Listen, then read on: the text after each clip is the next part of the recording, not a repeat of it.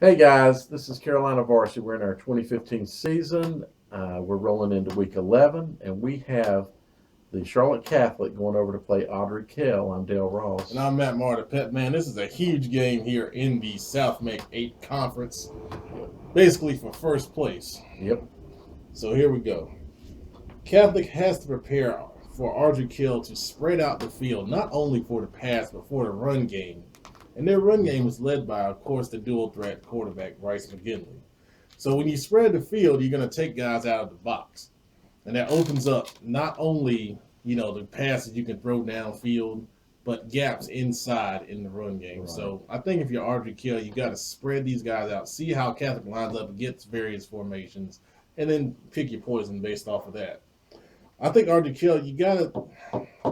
I'm sorry, if you're Catholic, don't be fooled by the passing success of Barry and grind it out as normal, which we wouldn't expect Catholic to come out there and spread it out and start winging it all over the field. Right. Even though they threw the ball some against West Meck, again, per reports that we got.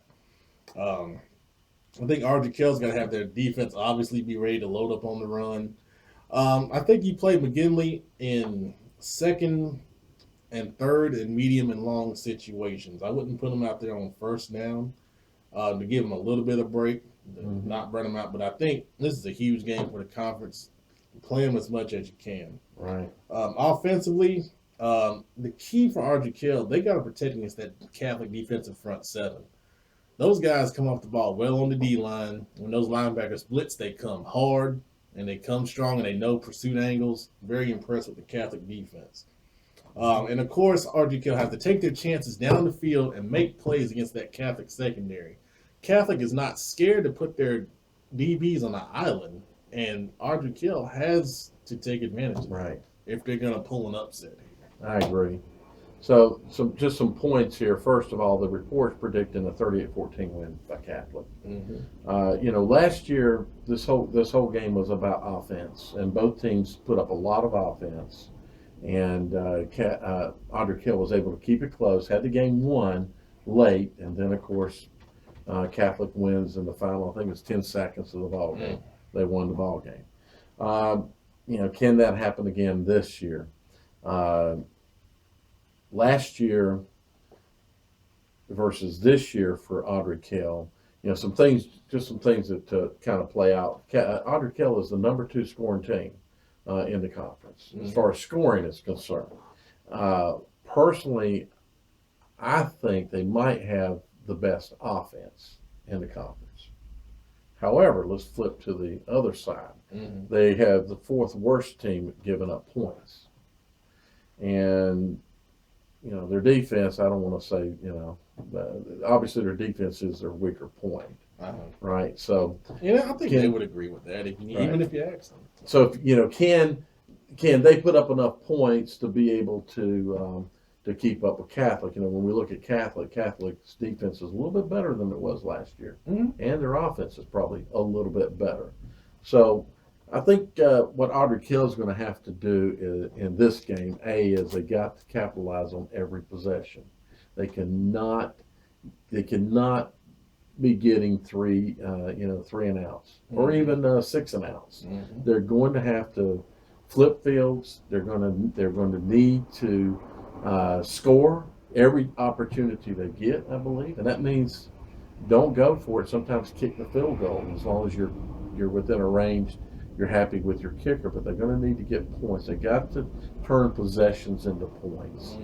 I think that's going to be very critical. Mistakes they cannot make. Mistakes you never want to make, but in a game like this against a team that is accustomed to playing what I call precision football, everybody executes properly. Their number of mistakes that they make are a lot lower, especially when we're talking about penalties and such. So you can't play a team like that that's leading the conference and come out and think you're going to be able to win by making those stupid, dumb mistakes. Also, their defense has got to step up. Their defense, and the problem here is, and I've seen some comments on the board about this. I would have thought prior, and I still think that if we look at their defense, their pass defense is, I believe, stronger than their or their run defense, excuse me, is stronger than their pass defense. However, they're playing a very, very, very strong run team. And does that mean that they've got a very, very good run defense? They got a defense that can give up yards against Catholic, I think. So that defense is going to have to step up.